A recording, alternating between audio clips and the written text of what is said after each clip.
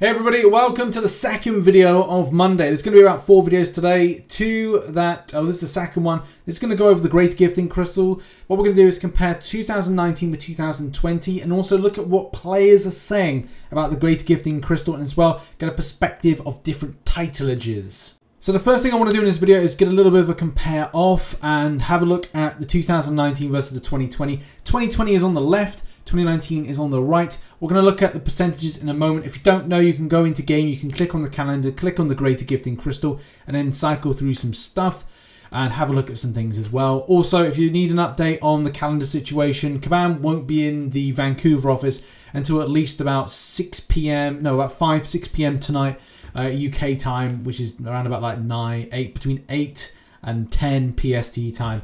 So whether or not there's going to be any further announcement of that, and as well, like I said, that theory that I currently have about the possibility of a new event. But look, it's just a theory that I've got because I just think it's very weird we've got that Cav objective that hasn't dropped. Either way, let's get into this.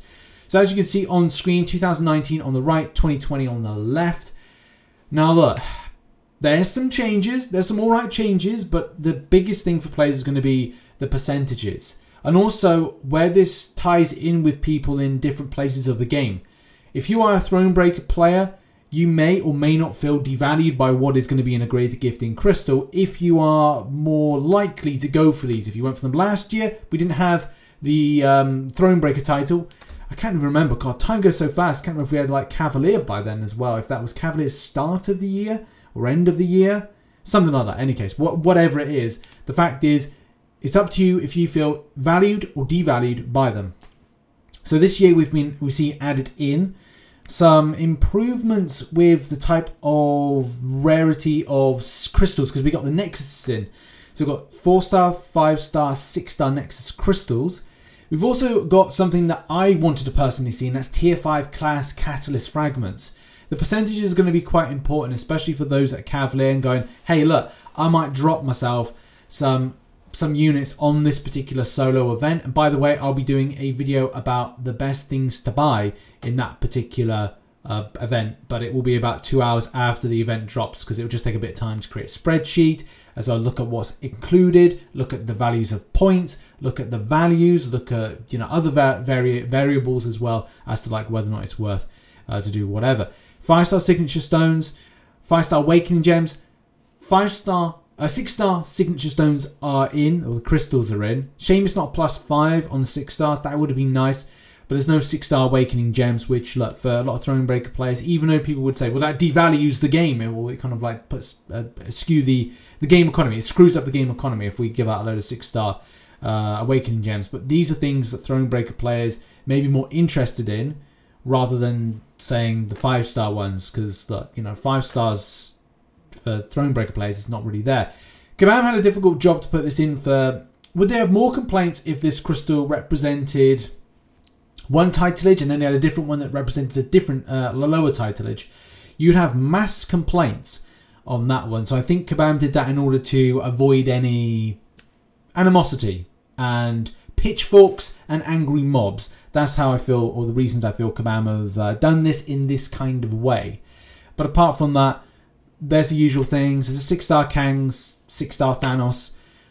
I'd like a new champion in there personally. I'd just be nice to spice it up a little bit, just to make it a bit more kind of like fresher.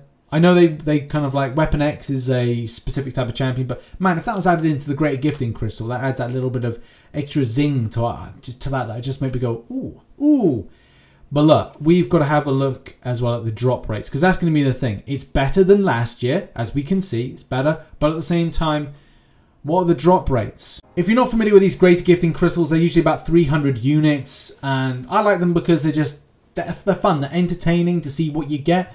And it usually starts off with you getting like ISO and gold. And then it just drops to the final prize, which is the rarer prize. So starting off at the bottom, we've got tier 4 class catalysts, crystals. Somewhat helpful. 6-star Nexus Hero Crystal, 5-star Nexus, and a 5-star Awakening Gem. Respectively, the 6-star one is 0.5 to get, which is really low. Not as low as getting a 6-star Kang or Thanos, which is 0.05, I want to say. But the 5-star Nexus is 2%, so that's kind of low. There's also a bit of a weird thing with a 4-star Nexus.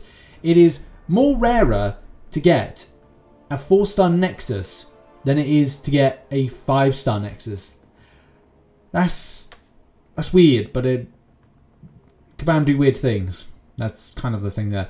6-star Signature Stone Crystal, just the one of them, I would feel very devalued and deflated if I only got the one. This will be a key thing as well. The volumes that you get. Before we were seeing players like, if you remember the last gifting event, we saw a Spider Gwen be pulled for somebody that only had, I think it was a level 10 account. And that was mad. That was mad. And that's going to be the volume side of things. Like, it's great to see these things. It's bad to see them at a low percentage.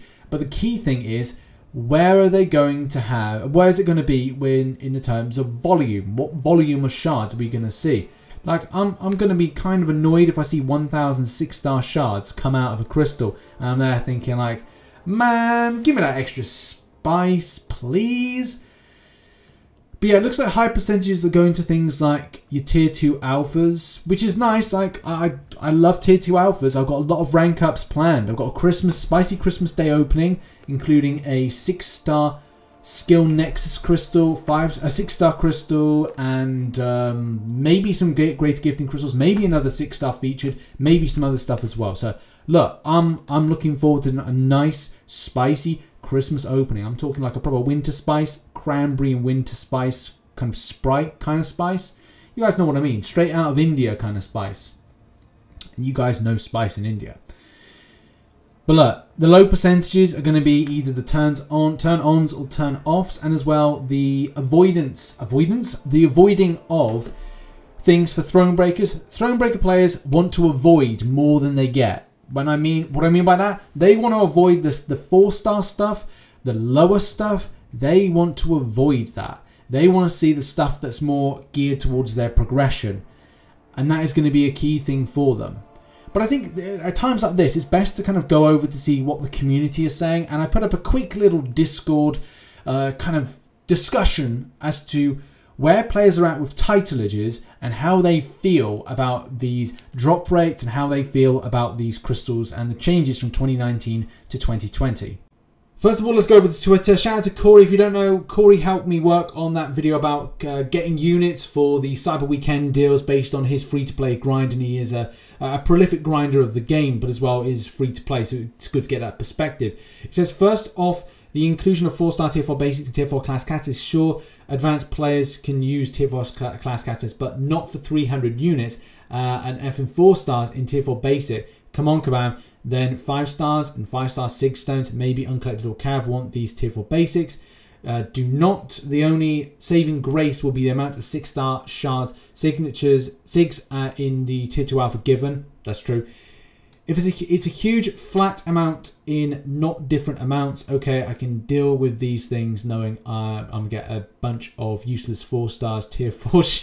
At this point, there's no reason to buy extra units. Do bare minimum, get milestones, and forget about the huge disappointment called gifting.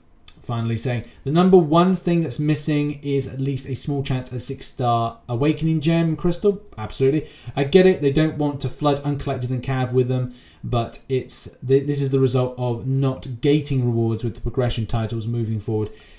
Gate everything. And yeah, that's going to be a massive point as to where Kabam tick the right boxes for players, whether or not they're inflating one way, whether or not they're making something that's title specific, and whether or not that's peeing off different players at the same time. That is going to be the juggling act Kabam needed to find a way around.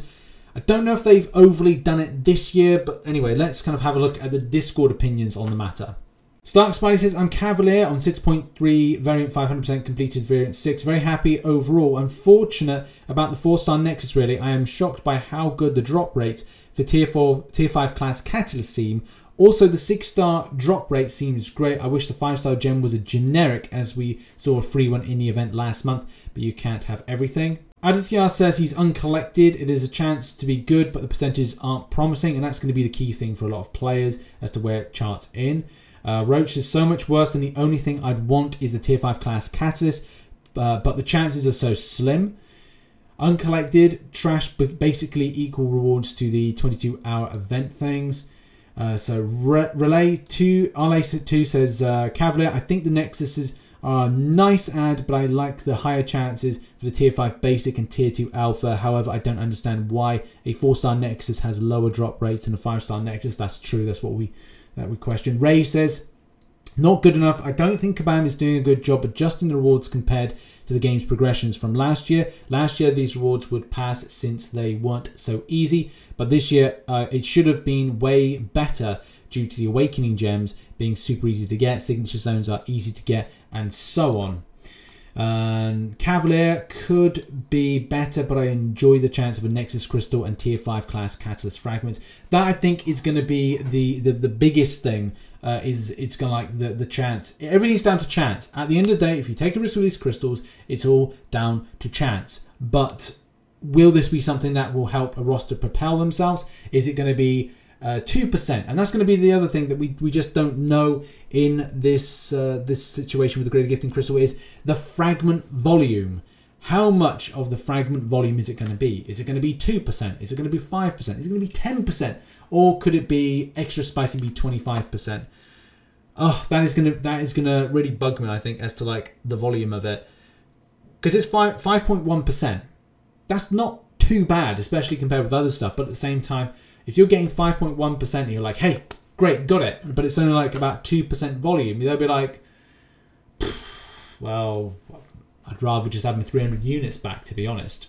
Saf says, I think because they added more stuff, they reduced the drop rates of good things. That's why it's just meh, unless I get really lucky. Jon Snow says, I love these Great Gifting Crystals and the new editions of Nexus look cool. So it gives that extra spice. Thronebreaker from Captain Dante says, depending on the frag amount, I'm working on developing my 6-star roster and I don't really need any 5-star resources. Based on the drop rates, I'm guessing there's a higher chance of 2% tier 5 class catalyst with a small chance at more. And that's the thing. As I said, volumes are going to be important. Great Tony Stark says, uncollected, but I'm never going to get something good with a drop rate. 4-star Nexus is a waste in my opinion. Other stuff is cool, but totally RNG. Overall, can be pretty good if we get the right stuff. 4-star Nexus might be worth a unit due to the ISO I need for Cav. I mean, yeah, we've got dual class crystals as well, which are, you know, pretty good and helpful.